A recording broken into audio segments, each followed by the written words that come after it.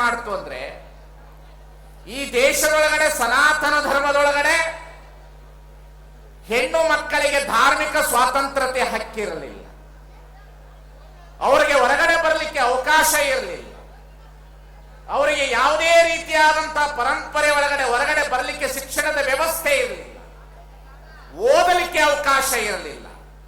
12ನೇ ಶತಮಾನದಲ್ಲಿ ಕರ್ನಾಟಕದ ಮೊಟ್ಟ ಮೊದಲನೆಯ ಕವಿತೆಯಾಗಿರ್ತಕ್ಕಂಥ ಅಕ್ಕಮಹಾದೇವಿಯನ್ನು ಕೊಡುವುದರೊಂದಿಗೆ ಹೆಣ್ಣು ಮಕ್ಕಳಿಗೆ ಧಾರ್ಮಿಕ ಮತ್ತು ಸಾಮಾಜಿಕ ಸ್ವಾತಂತ್ರ್ಯತೆ ಕೊಟ್ಟಿದ್ದಕ್ಕಾಗಿ ಆ ಬಸವಣ್ಣನವರ ಕಲ್ಪನೆಯನ್ನು ಇಟ್ಟುಕೊಂಡು ಹೋರಾಟ ಮಾಡಿರ್ತಕ್ಕಂಥ ರಾಣಿ ಚೆನ್ನಮ್ಮ ಆ ಪರಂಪರೆಯವರಾಗಿರುವುದರಿಂದ ಈ ಸ್ವತಂತ್ರತೆಯ ಕಹಳೆಯನ್ನು ಓದಲಿಕ್ಕೆ ಸಾಧ್ಯ ಆಯಿತು ಅನ್ನತಕ್ಕಂಥದನ್ನ ಇತಿಹಾಸದಲ್ಲಿ ಗಮನಿಸಿಕೊಳ್ಳಬೇಕಾಗಿತ್ತು.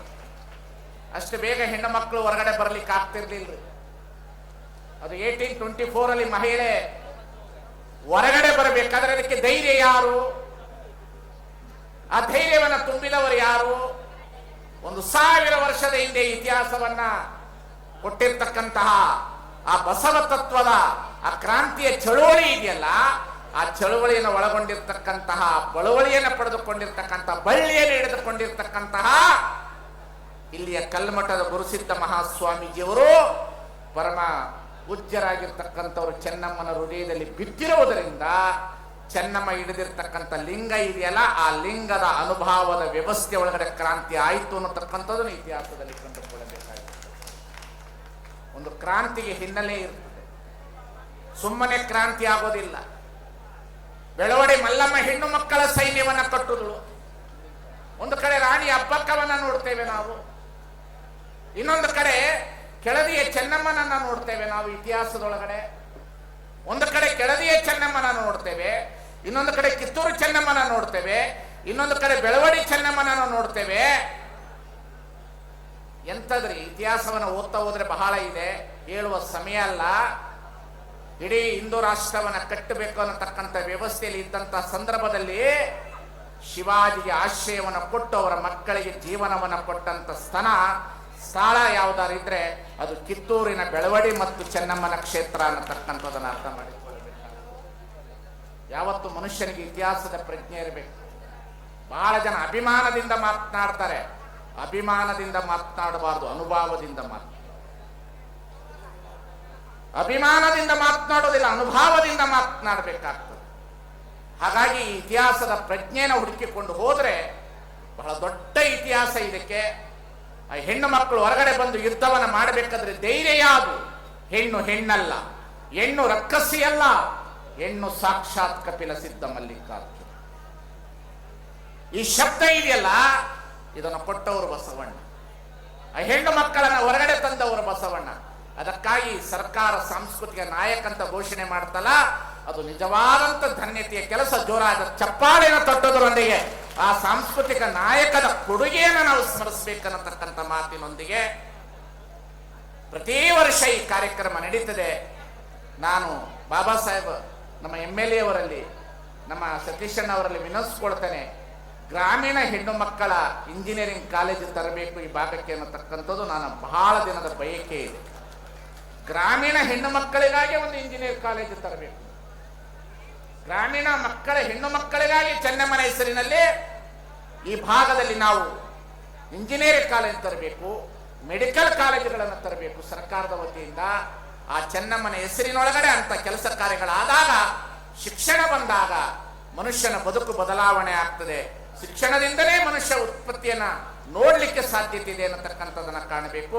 ಆ ದೃಷ್ಟಿಕೋನದಲ್ಲಿ ಈ ಕೆಲಸ ಕಾರ್ಯಗಳಾಗ್ತದೆ ಅನ್ನತಕ್ಕಂಥ ಮಾತನ್ನು ಹೇಳ್ತಾ ನಾನು ಕರ್ನಾಟಕ ಸರ್ಕಾರದಲ್ಲಿ ಮತ್ತೊಂದೊಮ್ಮೆ ವಿನಂತಿಸ್ಕೊಳ್ತೇನೆ, ಕನ್ನಡ ಮತ್ತು ಸಂಸ್ಕೃತಿ ಇಲಾಖೆಯ ಸಚಿವರಲ್ಲಿ ವಿನಂತಿಸ್ಕೊಳ್ತೇನೆ, ಬಸವಣ್ಣನವರನ್ನ ನೀವು ಕರ್ನಾಟಕದ ಸಾಂಸ್ಕೃತಿಕ ನಾಯಕ ಅಂತ ಘೋಷಿಸಿದ ಮೇಲೆ ಕರ್ನಾಟಕದಲ್ಲಿ ನಡೆಯುವಂತ ಎಲ್ಲ ಸಾಂಸ್ಕೃತಿಕ ಉತ್ಸವದಲ್ಲಿ ಬಸವಣ್ಣನವರ ಭಾವಚಿತ್ರ ಇರಬೇಕು ಅನ್ನತಕ್ಕಂಥದನ್ನ ಪ್ರತಿ ರೂಪದಲ್ಲಿ ತರಲಿಕ್ಕೆ ಕೆಲಸ ಕಾರ್ಯಗಳು ಆಗಬೇಕು ಅನ್ನತಕ್ಕಂಥದ್ದು ನಾನು ವಿನಂತಿಸ್ಕೊಳ್ತೇನೆ.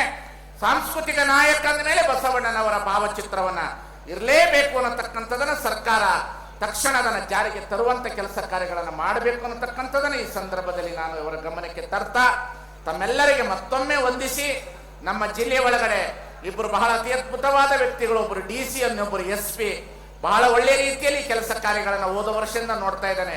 ಬಹಳ ಚೆನ್ನಾಗಿ ಮಾಡ್ತಾ ಇದ್ದಾರೆ. ಅಂತಹ ಅಧಿಕಾರಿ ವರ್ಗದವರಿಗೂ, ರಾಜಕೀಯ ನೇತಾರರಿಗೂ, ಪರಮ ಪೂಜ್ಯರಿಗೂ, ಮಾಧ್ಯಮದವರಿಗೂ ಮತ್ತು ಎಲ್ಲಾ ರೀತಿಯಲ್ಲಿ ಕೆಲಸ ಕಾರ್ಯಗಳನ್ನು ಮಾಡ್ತಿರ್ತಕ್ಕಂಥ ನಮ್ಮ ಭಾಗದ ಶಾಸಕರಿಗೂ ಹಾಗೂ ನನ್ನಲ್ಲಿ ಒಂದು ವಿನಂತಿ ಏನು ಅಂತಂದ್ರೆ, ಈ ಸಾಂಸ್ಕೃತಿಕ ಕಾರ್ಯಕ್ರಮವನ್ನ ನಮ್ಮ ಜನರಿಗೆ ಈ ನಾಡಿನಲ್ಲಿ ಇರ್ತಕ್ಕಂಥವರಿಗೂ ಅವಕಾಶವನ್ನ ಕೊಡಬೇಕು.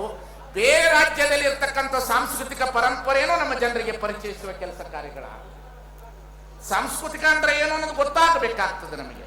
ಆ ವ್ಯವಸ್ಥೆಯನ್ನು ನಾವು ಒಳಗೊಳ್ಳಿಲ್ಲ ಅಂತಂದ್ರೆ ನಮ್ಮ ಸಂಸ್ಕೃತಿ ಕೇವಲ ಒಂದು ಸೀಮಿತವಾದಂತ ಮನೋಭಾವನೆಗೆ ನಿಂತುಕೊಳ್ಳುತ್ತದೆ. ಅದನ್ನ ಮೀರಿರ್ತಕ್ಕಂಥದ್ದು ಬಸವಣ್ಣನವರ ಸಂಸ್ಕೃತಿ ಕಾಶ್ಮೀರದಿಂದ ಕನ್ಯಾಕುಮಾರಿಯವರೆಗೆ ಹೋಗಿತ್ತು, ಆಫ್ಘಾನಿಸ್ತಾನದವರೆಗೆ ಹೋಗಿತ್ತು, ಒಡಿಸ್ಸಾದವರೆಗೆ ಹೋಗಿತ್ತು. ಅದಕ್ಕಾಗಿ ಬಸವಣ್ಣ ಸಾಂಸ್ಕೃತಿಕ ನಾಯಕ. ಆಫ್ಘಾನಿಸ್ತಾನದಿಂದ ಮರಳು ಶಂಕರದೇವ ಬರುವುದರ ಜೊತೆಗೆ ಆ ಸಾಂಸ್ಕೃತಿಕ ಪರಂಪರೆಯನ್ನು ಎತ್ತಿ ಹಿಡಿತಾರಲ್ಲ, ಆ ಎತ್ತಿ ಹಿಡಿಯುವ ಪರಂಪರೆ ಉಳಿಬೇಕಾಗಿರ್ತಕ್ಕಂಥದ್ದು ನಾವು ಕಾಣಬೇಕಾಗಿದೆ ಅನ್ನತಕ್ಕಂಥ ಮಾತನ್ನ ಮತ್ತೊಮ್ಮೆ ತಮ್ಮೆಲ್ಲರ ಗಮನಕ್ಕೆ ತರ್ತಾ, ತಾವೆಲ್ಲರೂ ಸಹ ಒಳ್ಳೆ ರೀತಿಯಲ್ಲಿ ಕೆಲಸ ಕಾರ್ಯಗಳನ್ನು ಮಾಡ್ತಾ ಇದ್ದಾರೆ. ತಮ್ಮೆಲ್ಲರಿಗೂ ಧನ್ಯವಾದಗಳನ್ನು ಅರ್ಪಿಸಿ, ನಮ್ಮ ಚಂದ್ರರಾಜ ಹಟ್ಟಿಹೊಳಿಯವರು ಮಲಪ್ರಭಾ ಸರ್ಕಾರಿ ಕಾರ್ಖಾನೆಯ ಅಧ್ಯಕ್ಷರಾಗಿದ್ದಾರೆ. ಈ ಭಾಗದ ರೈತರಿಗೆ ಒಂದು ಜೀವನಾಡಿಯಾಗಿ ಕೆಲಸಗಳನ್ನು ಮಾಡಬೇಕು, ಆ ಫ್ಯಾಕ್ಟರಿಯನ್ನು ಉಳಿಸಬೇಕು, ನಮ್ಮ ರೈತರು ಬದುಕಬೇಕನ್ನತಕ್ಕಂಥದನ್ನ ನಾವು ಈ ವೇದಿಕೆಯಲ್ಲಿ ಹೇಳೋದರ ಮುಖಾಂತರ ಅವರಿಗೆ ಹೆಚ್ಚಿನ ಜವಾಬ್ದಾರಿ ಇದೆ ಅಂತ ನಾನು ತಿಳಿದುಕೊಂಡಿದ್ದೇನೆ. ಆ ಕೆಲಸ ಕಾರ್ಯಗಳನ್ನು ಮುಂದುವರಿಸಬೇಕು. ರೈತರಿಗೆ ಬೇಕಾಗಿರ್ತಕ್ಕಂಥ ಕೆಲಸ ಕಾರ್ಯ ಮಾಡಬೇಕು. ರೈತರು ಬೆಳೆದ್ರನೆ, ರೈತರು ಉಳಿದ್ರನೆ ನಮ್ಮ ರಾಜ್ಯ ಉಳಿತದೆ, ನಾವು ಉಳಿತೇವೆ.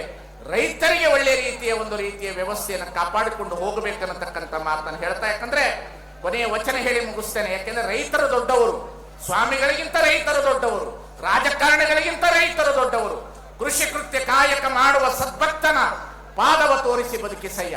ಆತನ ತನು ಶುದ್ಧ, ಆತನ ಮನಶುದ್ಧ, ಆತನ ಭಾವ ಶುದ್ಧ, ಆತನ ಮನೆಯಲ್ಲಿ ಹೊಕ್ಕು ಲಿಂಗಾರ್ಚನೆ ಮಾಡಿದ ಗುರುಪಾವನ ಅನ್ನತಕ್ಕಂಥದನ್ನು ನಾವು ಅರ್ಥ ಮಾಡಿಕೊಳ್ಳಬೇಕಾಗಿ, ಅದಕ್ಕಾಗಿ ರೈತರನ್ನು ಉಳಿಸುವ ಕಾರ್ಯ ಆಗಬೇಕನ್ನತಕ್ಕಂಥ ಮಾತಿನೊಂದಿಗೆ ನಮಗೆ ವಿಶ್ವಾಸ ಇದೆ. ಚಂದ್ರರಾಜ ಹಟ್ಟಿಹೊಳಿಯವರು ಬಹಳ ಒಳ್ಳೆ ಕೆಲಸ ಕಾರ್ಯಕ್ರಮವನ್ನು ಮಾಡ್ತಾರೆ ಅನ್ನತಕ್ಕಂಥ ವಿಶ್ವಾಸ ಇದೆ ಅನ್ನತಕ್ಕಂಥ ಮಾತಿನೊಂದಿಗೆ, ಆ ಮಲಪ್ರಭಾ ಸರ್ಕಾರ ಕಾರ್ಖಾನೆಯನ್ನು ಉಳಿಸೋದ್ರೊಂದಿಗೆ, ಈ ಭಾಗದ ರೈತರನ್ನು ಉಳಿಸೋದ್ರೊಂದಿಗೆ ನಿಮ್ಮ ಕೆಲಸ ಕಾರ್ಯಗಳಾಗಲಿ ಅನ್ನತಕ್ಕಂಥ ಮಾತನ್ನು ಹೇಳಿ, ಸತೀಶ್ ಜಾರಕಿಹೊಳಿಯವರ ಸೇವೆ ಮೌನದ ಸೇವೆ, ಒಳ್ಳೆಯ ಮುತ್ಸದ್ದಿ, ಒಳ್ಳೆಯ ರಾಜಕಾರಣಿಗಳು, ಮುಂದಿನ ರಾಜ್ಯದ ಭವಿಷ್ಯಗಳೆಲ್ಲವೂ ಸಹ ಅವರ ಕಣ್ಮುಂದೆ ನೆಲೆಯಲಿ ಅನ್ನತಕ್ಕಂಥ ಮಾತಿನೊಂದಿಗೆ ನನ್ನ ಮಾತಿಗೆ ವಿರಾಮ ಹೇಳ್ತೇನೆ.